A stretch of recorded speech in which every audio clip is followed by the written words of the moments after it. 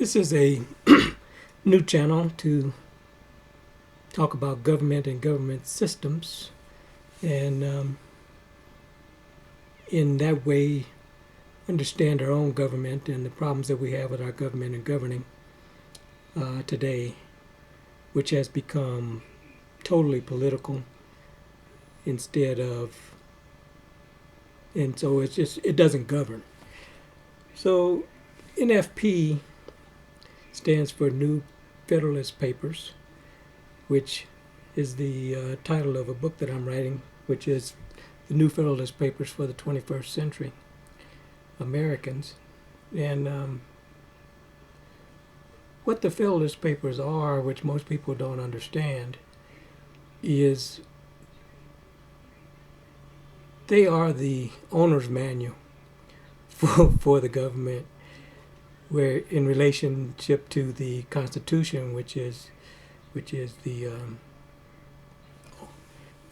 tells us how to assemble the government. So it's the instructions to put the government together, and then you have the owner's manual, which is the Federalist Papers. And why I say it that way is because what they've done is they've done a series of analysis for governing systems all the way back into antiquity. And they did that in order to explain and to help people understand the government that they actually formed for our country.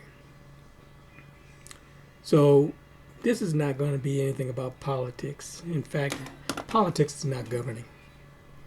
It's not government. It's the antithesis of government. Government has structure. There are protocols, principles for how to structure government in order to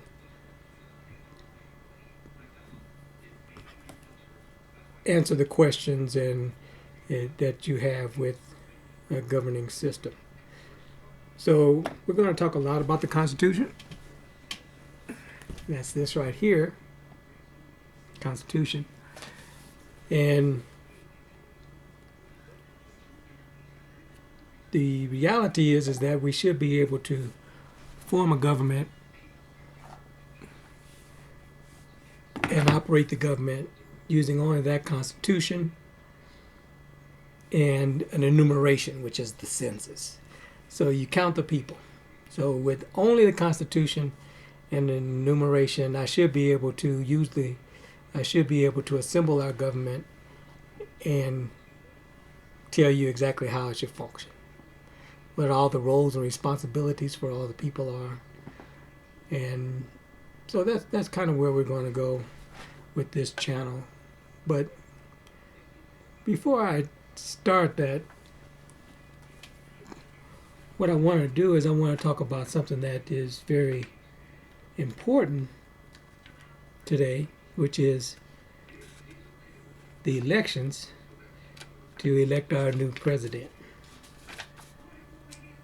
And so in order to understand how to elect the president, or this whole thing that's going on, we actually have to go back to the Constitution. And kind of Constitution is Article 2, Section 1 of the Constitution. So I think through just looking at that part of the Constitution, that we can kind of understand better our government and how it should actually be assembled and how it should actually function. Because everything is there. And anybody who tells you that it's not in the Constitution is trying to interpret the Constitution in order to get something they want out of it. You don't have to interpret the Constitution.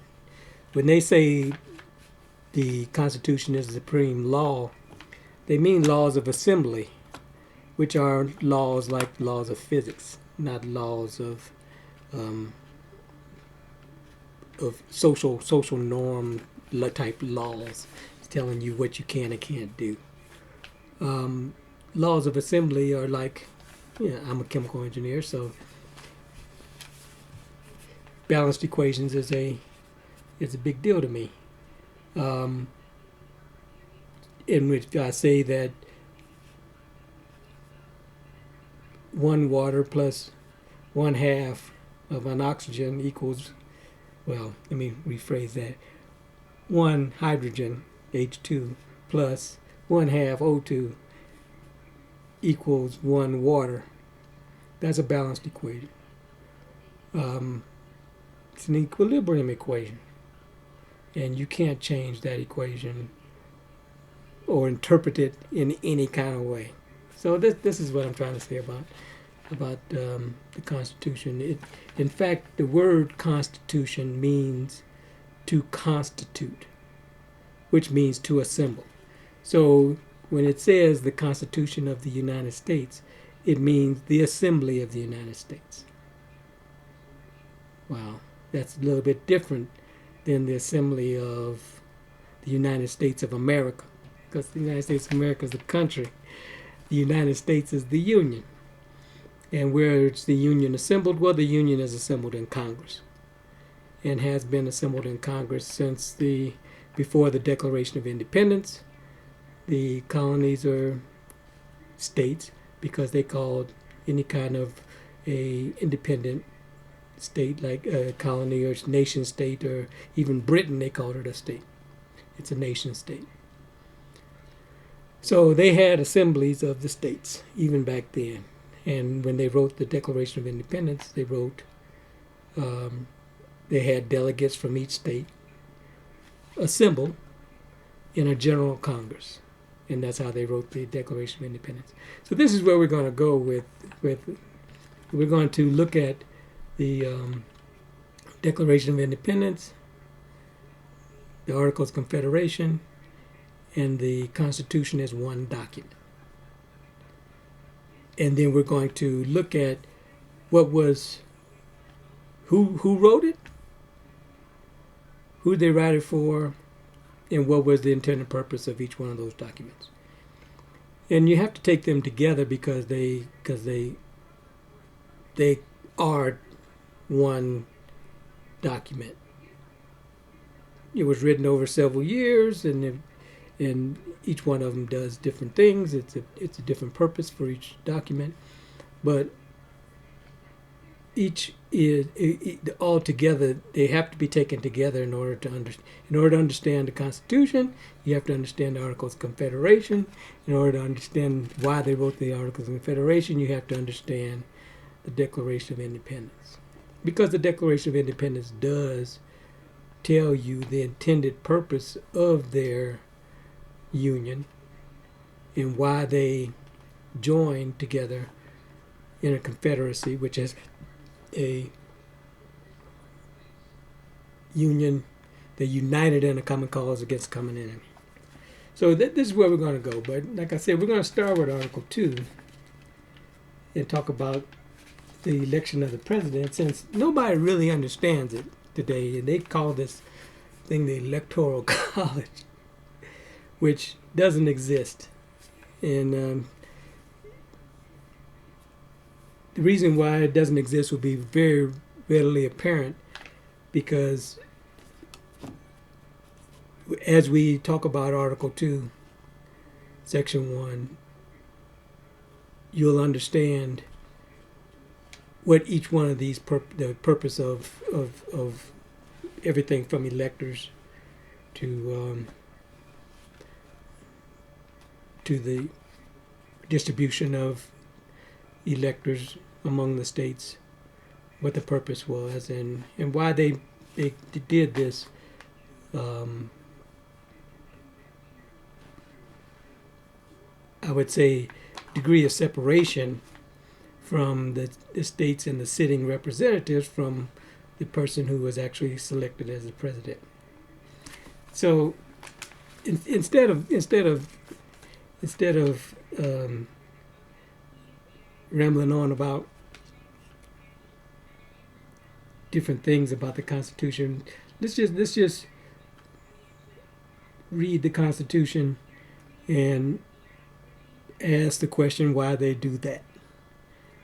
And so Article 2, Section 1, it says, the executive power shall be vested in the President of the United States of America. He shall hold his office during the term of 4 years, and together with the Vice President, chosen for the same term, be elected as follows. Okay, that's how it starts. So the first thing you have to ask is, what are executive powers? What's executive power? And that actually is answered in Section 2 and 3 and 4 of the of Article 2. So we're going to hold that off, because that's important, because right now we have a real distorted view of what the role of the president is. So we're going out there trying to elect a president without for a certain purpose, and the reality is he doesn't have that responsibility. So that's where it starts. So it says here that they shall be chosen for the same term and be elected as follows. Now this tells you, it says this is how you're going to elect them. They will be elected as follows. Each state shall appoint, in a manner as the legislature thereof may direct, a number of electors equal to the whole number of senators and representatives to which the state may be entitled in Congress. But no senator or representative or person holding an office of trust or profit under the United States shall be appointed an elector. Okay, so now that right there is a mouthful. So we have to kind of understand what that's saying to us. It says here that each state shall appoint. That's the first thing they tell you. Is it doesn't tell you nothing about holding elections and all this other kind of stuff. The first thing you do, it says they shall be elected as follows. The first thing they tell you to do is choose the electors. And each state shall appoint a number of electors equal to the whole number of senators and representatives that the state may be entitled in Congress. So the first thing you have to do is figure out how much is the whole number. What's the whole number? Why did they say whole number? If there was a fixed number of states, a fixed number of representatives in the House, then why would they say whole number?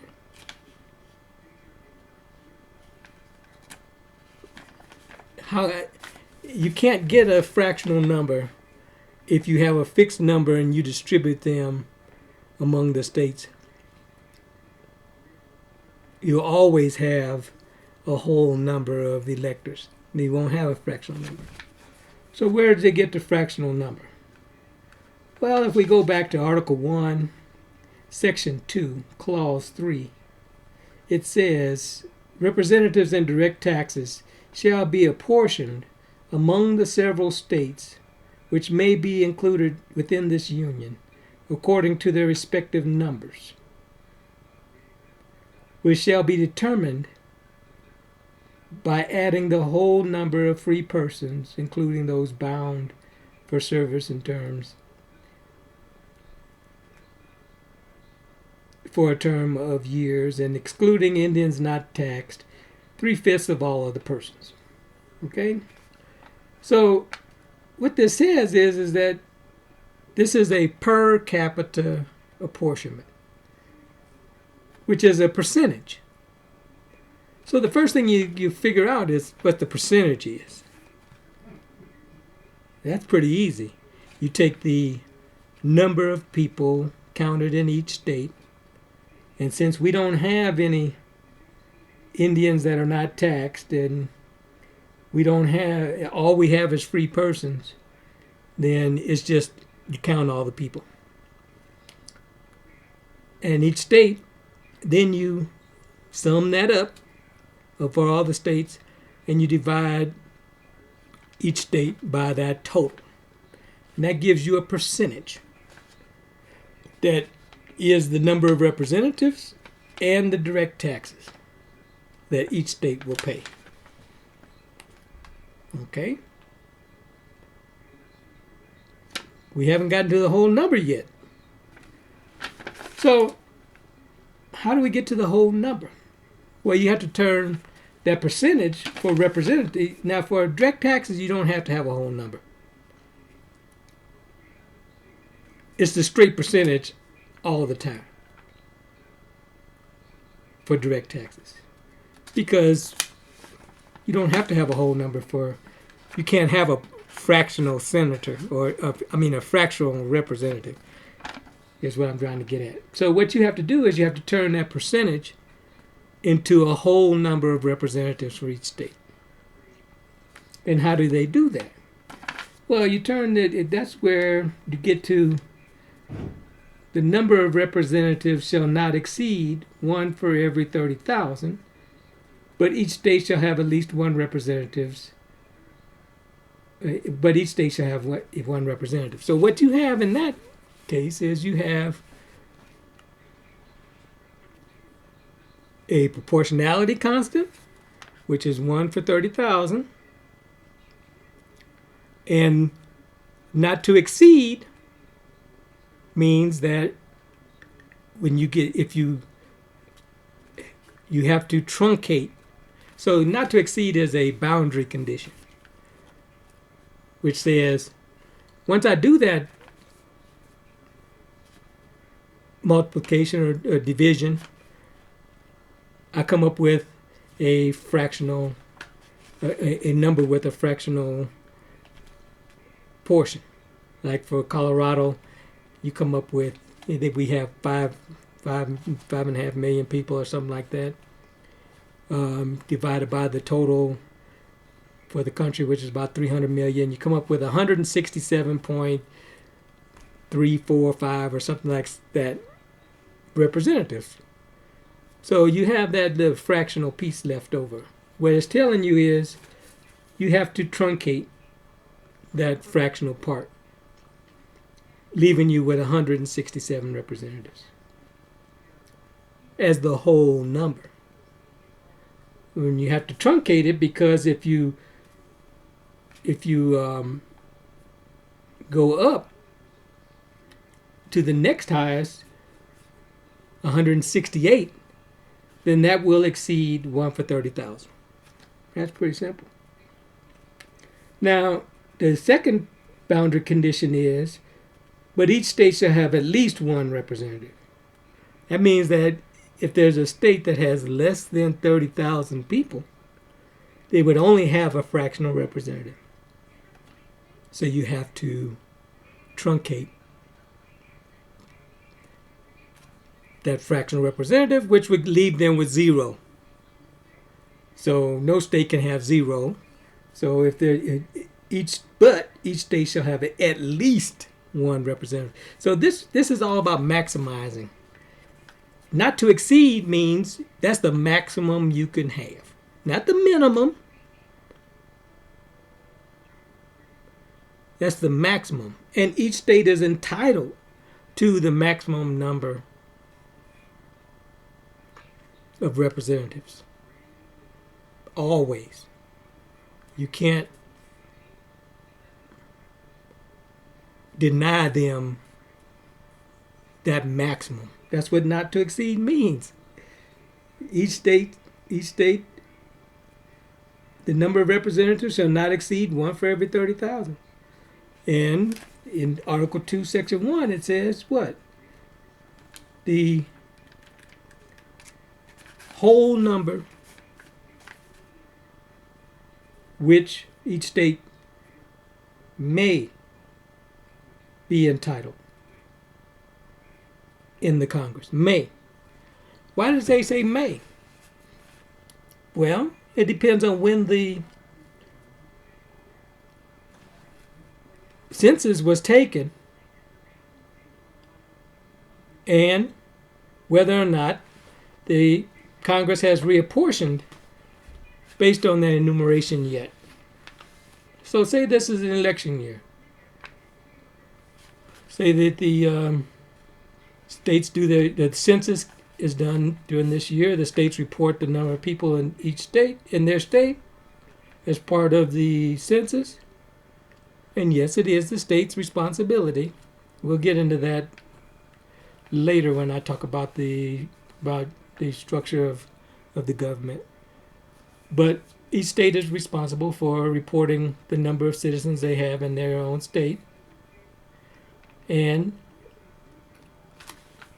then they have to decide to do a reapportionment based on that number. But if they don't get around to doing the reapportionment yet, that doesn't stop them from having the number of electors that they're supposed to have, that they're entitled to, based on that enumeration. Because the enumeration's already been done, so they can have their number of electors, because it says may be entitled. It doesn't say the number that they have in Congress or that they've been given in Congress. It says that they may be in Congress, have in Congress. So the first thing that they do is they select the electors. And nobody who is in government, in the federal government, can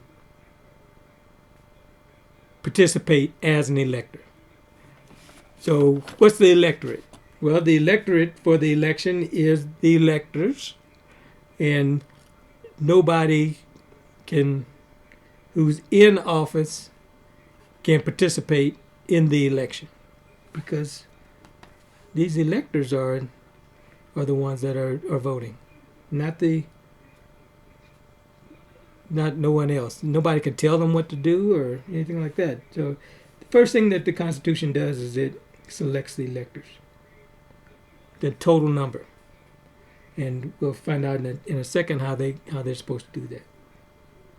Because it says in such a manner as the legislature thereof may direct. So instead of us getting into this thing where we talk about today, where we say that that the state can tell the electors how to vote and all that other kind of stuff. No. The only thing the state can do, and that's through their state legislature, is to determine the manner that the electors are going to be selected. That's it. They can't tell them nothing. So the state legislature has to just determine how to choose the electors. And since the electors are a direct duplication of the state's delegation in Congress, they have two choices, which will be the only two choices there are. Either the people can go to the polls and select the electors in the same manner that they chose the representatives themselves, or the state legislature, since it is a diverse body, just like the one, because of the way it was assembled, they can choose the electors themselves. Those are the only really two choices that they have, because of Article 1, Section 1. Article 1, Section 2, Article 2, Section 1 of the Constitution. And we'll get into that in a minute, too. Not in this one. So the first thing it says, so far we've gone to that they must be elected as follows. So this is a set of instructions for how to elect them. First thing they do is you have to appoint the electors. So you have to select them. And then the next line is the electors shall meet in their respective states and vote by ballot for 2 persons, of whom at least one shall not be an inhabitant of the same state with themselves. That means that the electors shall meet, the electors vote by ballot, and the electors must choose at least one person who is not from the same state as each elector. Doesn't mean anything about the 2 people that they select, because if I'm from Colorado and I choose 2 people from Wyoming, then neither one of them are from the same state as me. So I can definitely choose both 2 people from another state, because it says at least one shall not be an inhabitant of the same state as themselves. Okay, so that's pretty straightforward. And then it says, and they shall make a list of all persons voted for, and the number of votes for each. So, in this sequestered meeting of the electors,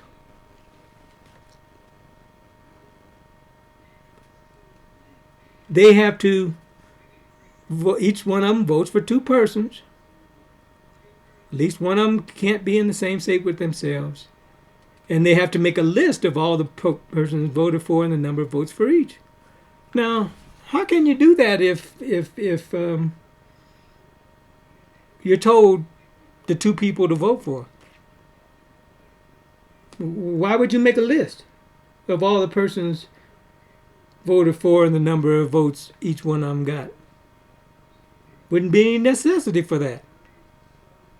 So this tells you already that this, coupled with the fact that they can't be an inhabitant of the same state of themselves, is that the electors have to make independent choices. Yeah, that's pretty simple too. And then it says, after they've made these lists of all the people, in the first election, Georgia had 5 electors. They voted for 5 different people. But each one of them voted for George Washington on one of their 2 ballots. That's how Washington was elected unanimously, because every elector put George Washington's name on one of their 2 ballots. Not necessarily the first choice of the elector, because the first choice probably went to somebody from their own state. It's that second ballot that determined that George Washington won by unanimous. It's that second choice that forces the electors to look outside of their own state and find the most qualified person universally throughout the country that they would consider to be the most qualified. Not the first ballot. The first ballot, they can put down their best friend. But that second ballot, they have to use it to go outside. And there's another reason for that too. When you have each elector having 2 ballots, then that doubles the number of votes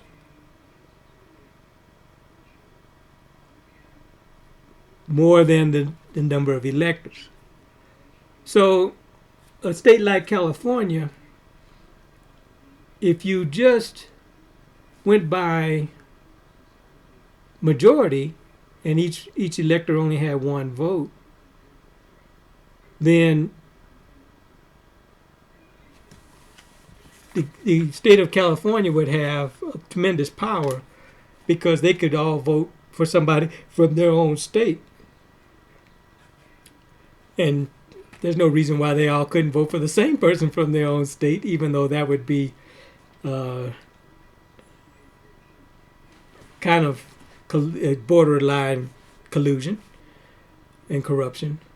It's okay for the electors to discuss the choices during their meeting and when they're going to cast their votes. But when they actually cast their votes, they have to cast their own ballots for who they want. And that, like I said, the first ballot will probably go for somebody from their own state. So if they only had half, then they would only vote for somebody from their own state. So in order to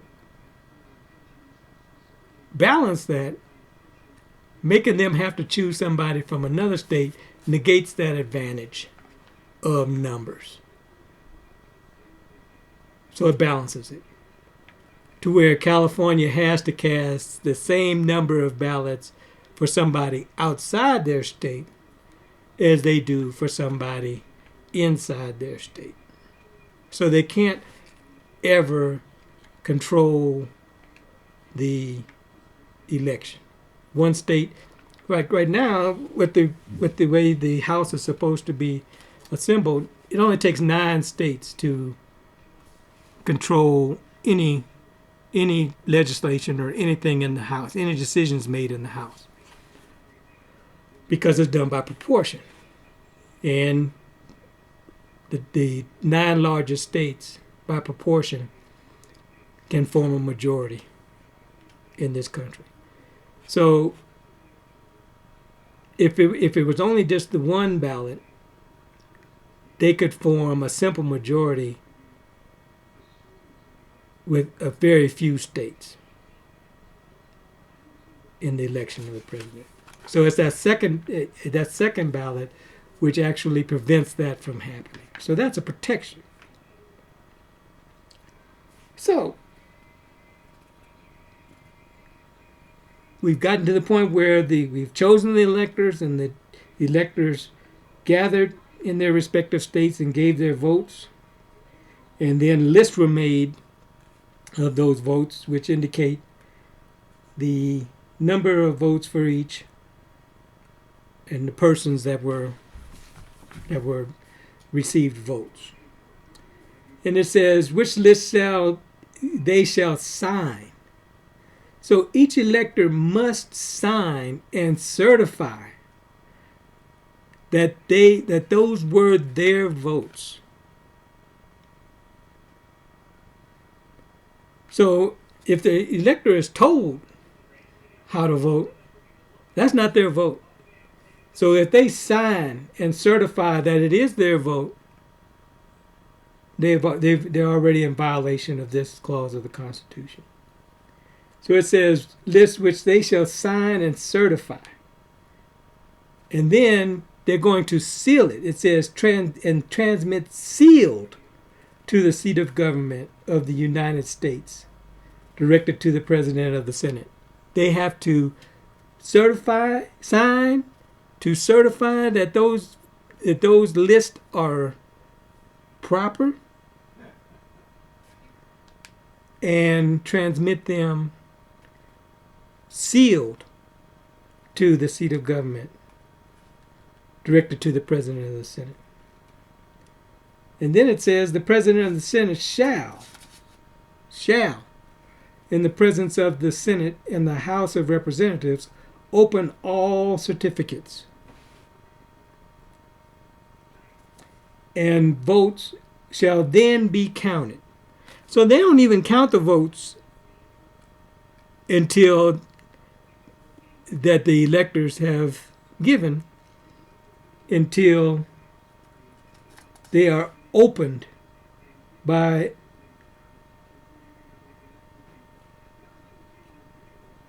the President of the Senate in the presence of the House in the Senate.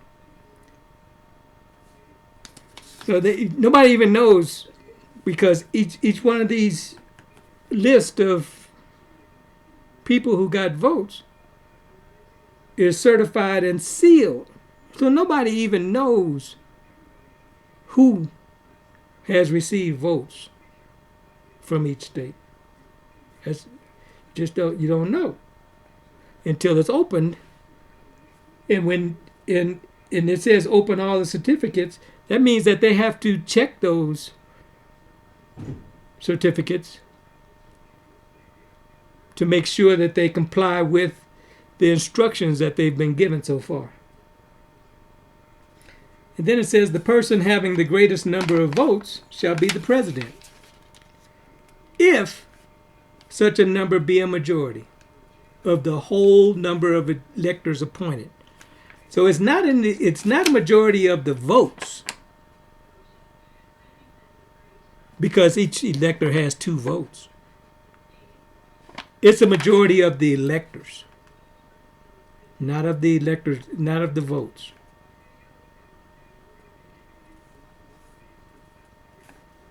And if there be more than one who have such a majority and have an equal number of votes. Now, how is that possible? Well, you have twice as many votes as you have electors. If you count that up, you can have 3 people who have a majority and an equal number. So say if you had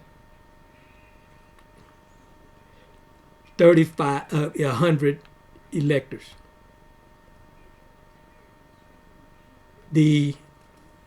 there would be 200 votes,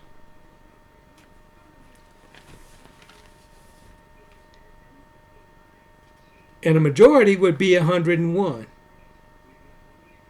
No, be 51. Majority of the electors would be 51. So if you say 51 times 3, that's 153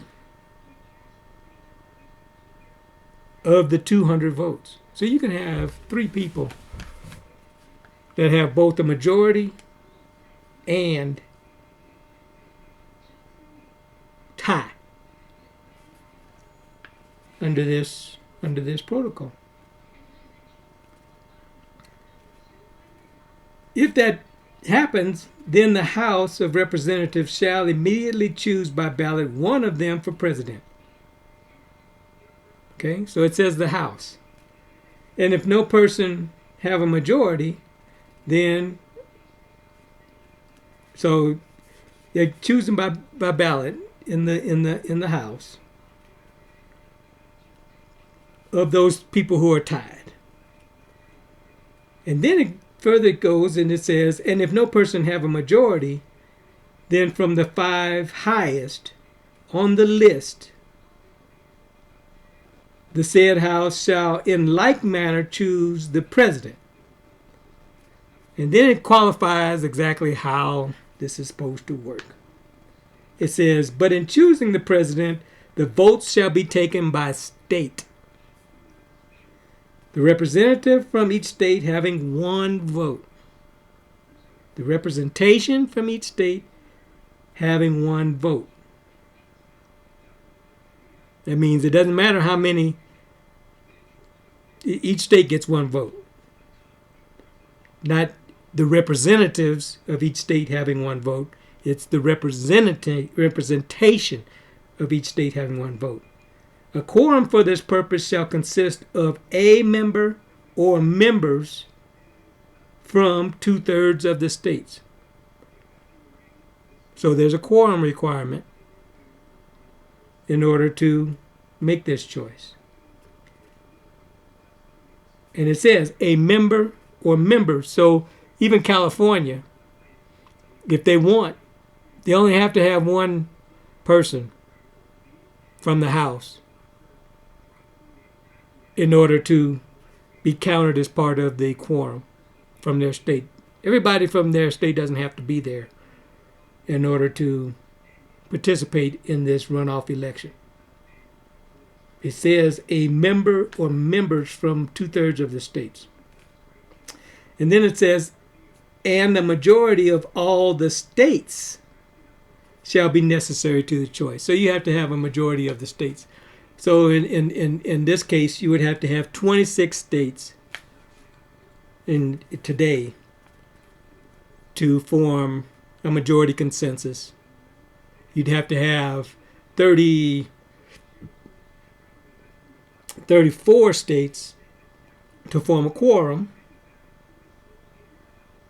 at least one representative from each state to form a quorum, and then you'd need 26 states in order to make the choice. And that's for both cases. If in case of ties and in case that nobody gets a majority. In every case, after the choice of the president, the person having the greatest number of votes of the electors shall be the vice president. Okay, so the second person who comes in second is the vice president. But if there should remain two or more who have equal votes, that's after the president. So the president is chosen because he got the majority and he has the most votes. If there's still two people tied who have equal votes, then the Senate shall choose from them by ballot the vice president. The Senate. And in the Senate, each state has equal suffrage. So it's the same as one vote per state. Because that's the same, and that's the way the Senate is assembled. And we'll get to that. We'll get to that too. So that's how you do that. So then it tells you everything that you need to know about when and how this election is going to take place. It says the Congress may determine the time and choosing of the electors. So they tell you when to choose the electors, and the day on which the day on which they shall give their votes, which day shall be the same throughout the United States. So it's telling you that first, all the electors have to be chosen at the same time throughout the country in every state. And they have to gather in their respective states on the same day to give their votes. So why did they do that? Well, that prevents interference and the other state from being able to influence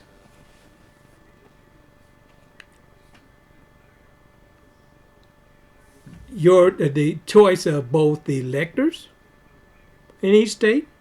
So who they choose to be an elector, that there's no way that one state can interfere with another state in the choice of a state's electors. And then they have to all do the vote on the same day. So there's no way that one state can interfere with another state in the choices that are made by the electors in any given state. So what does that do? That actually prevents national candidates and national elections. There's no way that you can do that. So right away it tells you that what we're doing today, there's something wrong with it, because they have wrote this in here to make sure that each state couldn't, they have to do it at the same time.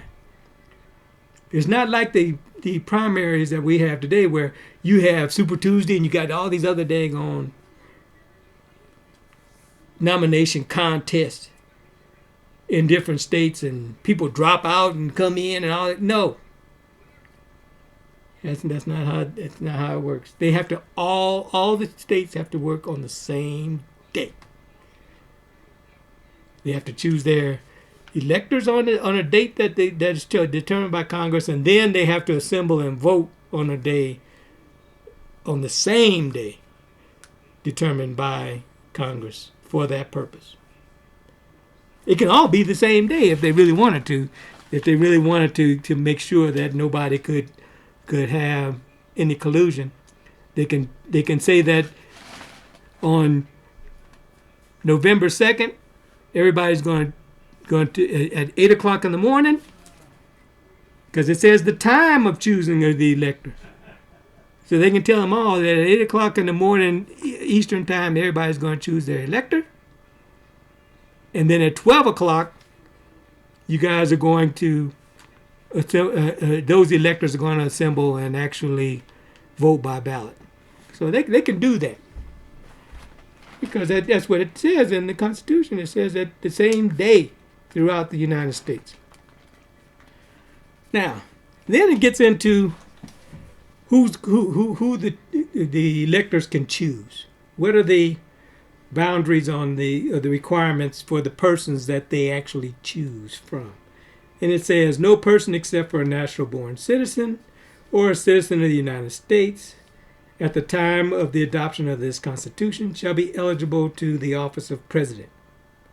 Neither shall any person be eligible to that office who shall not have attained the age of 35 years and been 14 years a resident within the United States. So what that says is that the choices that the electors make must conform to these requirements. Natural-born citizen, they have to be 35 years old, and they have to have been a resident within the United States for 14 years. Okay? Those are the requirements. Not for a person who wants to run for president. This is a requirement for the electors to choose for their choices, for who they put on their ballots. They have to conform to those things. These are not requirements for a person who, I get to be 35 years old and I decide I want to run for president. No. That's not, me being 35, it has no bearing on this case.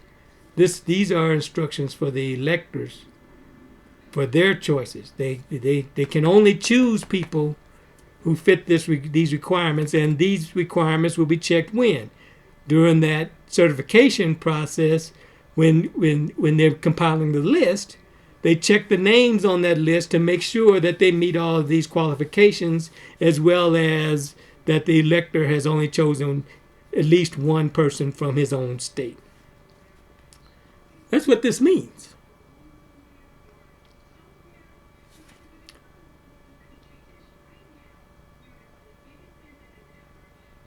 That's the whole election process for the president,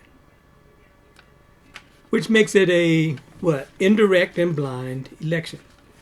What does that mean for the United States right now? What that means for the United States right now is that there would be 10,247 representatives in Congress based on the 2010 census, which is the whole number, which does not exceed 1 for 30,000 in each state. There would be 100 senators, which would be a total of 10,347 electors, which must gather in their own states to vote by ballot. So how would that affect all these people who want to be president? Well, You can't run for president in the United States. You have to be selected by one of the electors to put on one of their two ballots. That's the only way you can become president in this country. You can't become president because you want to run out there and some kind of way campaign and win a party nomination and then win a general election and then become president. Win the president. No. There's nowhere in here that allows for that to happen. You have to be selected. Just like the Baseball Hall of Fame. In the Baseball Hall of Fame, the baseball writers are the electorate. Each one of the baseball writers has a ballot. They can put 10 names on that ballot. They have a list of instructions for the names of the people that they can put on their ballot who qualify to be on for election in that particular year for induction into the Hall of Fame, and they can choose from those people anybody they want. The top 10 people, they collect those and they compile those lists, and the person who gets persons who get majority a predetermined majority of the baseball writers are inducted into the Hall of Fame. And in the case of somebody like Mariano Rivera, he is unanimously elected because he appeared on every baseball writer's ballot. Okay? Just like George Washington was unanimously elected because he appeared on every elector's ballot. And they had 2 names that they can write on their ballot, right? So we have some people who will say, well, the 12th Amendment changes that. Well, no, it doesn't. And so we'll go to the 12th Amendment to see what actually changed by going to the 12th Amendment. And it says here, the electors shall meet in their respective states and vote by ballot for the president and vice president, one of whom, at least, shall not be an inhabitant with the same state as themselves. That didn't change at all, right? Hadn't changed anything. They shall name in their ballots the person voted for as president, and in distinct ballots the person voted for as vice president. So what they've done is they've compelled the elector to write down on their ballot which one that they're casting for the president, which one they're casting for the vice president. Okay. That's crazy. That's all they've done here. And in distinct ballots. So the electors still have 2 choices. But they have to indicate on their ballot which one they're casting for what.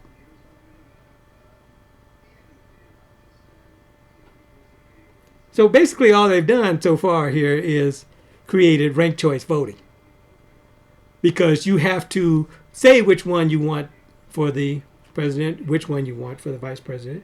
And it says the electors must indicate on their ballots. They shall name in their ballots the person voted for as president, and in distinct ballots the person voted for as vice president. There ain't no commonality here. They don't have a list of people that they can only vote for president and a list of people they can only vote for vice president. They have they have to do that themselves. They shall name in their ballots the person voted for as president, and in a distinct ballot, they have to do that. Okay?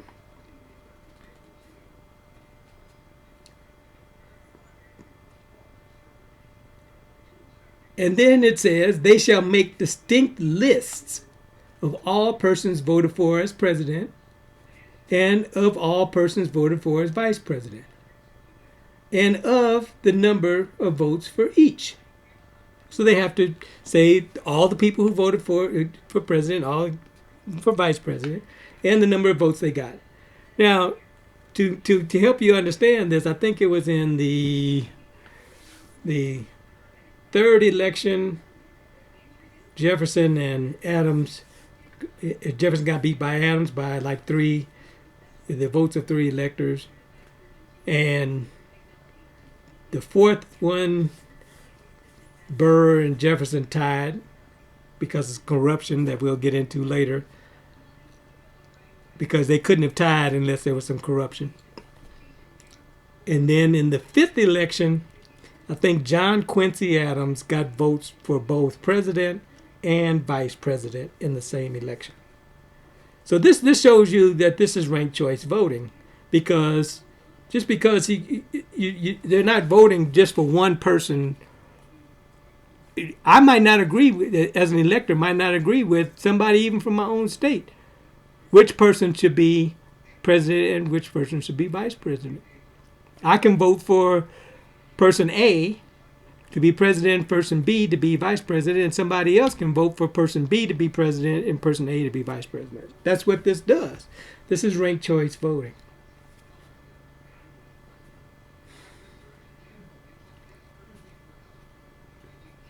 Now, the same as before, these lists shall be signed and certified. They, the electors, they have to sign and certify those lists, and then those lists are still transmitted, sealed to the government of the United States, seat of government, directed to the president of the Senate. That's the president of the Senate, who is the president of the United States and Congress assembled, the Union. So we have 2 presidents in this country, and when I get into the structure of our government, I'll tell you how those presidents work. But the vice president does not work for the president, does not work under the president, does not work with the president. The vice president has his own job, and that's president of the Senate, and that's president of the United States in Congress assembled. You gonna put me a dinner on? Yeah, in just a minute. I'll be done in a minute. Well, dinner is after I know that. I'll be done in a minute. Yeah, but another half an hour from No, not in half an hour, Dad, in a minute. Hey, Can I finish this? that is so crazy. Can I finish this? Yeah, you just get lost in this. Man, get all that junk. And then it says, the President of the Senate shall, in the presence of the Senate and the House of Representatives, open all the certificates, and the votes shall then be counted. So nobody knows who received votes or for which office until those votes are opened by the President of the Senate and they're counted. So they open up the votes, they check their certification, and they count them, and they compile them into a main list. The person having the greatest number of votes for president shall be the president if that number shall be a majority of the whole number of electors appointed. And if no person have such a majority, then from the persons having the highest number of highest numbers not exceeding 3 on the list of those voted for as president. So the top 3. The House of Representatives shall choose immediately by ballot the president. But in choosing, the president the vote shall be taken by states. The same as Article 2, Section 1. Hasn't changed at all. Doesn't change.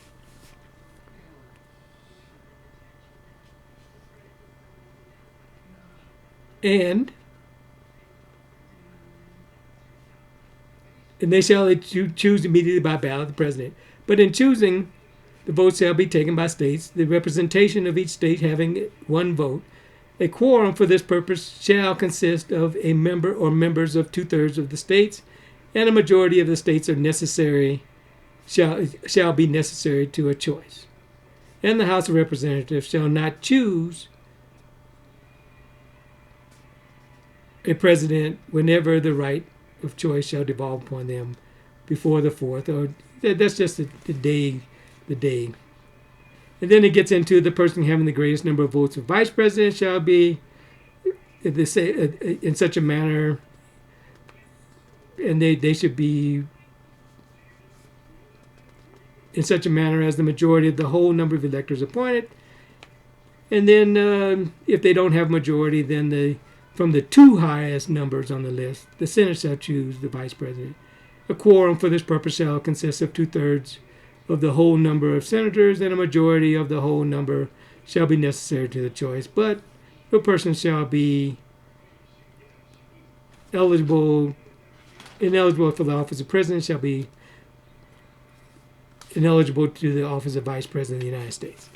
So basically, 12th Amendment, the only change it did was it changed the election from a straight blind election, a double blind, into a double blind with ranked choice. So there's really and instead of having 5 people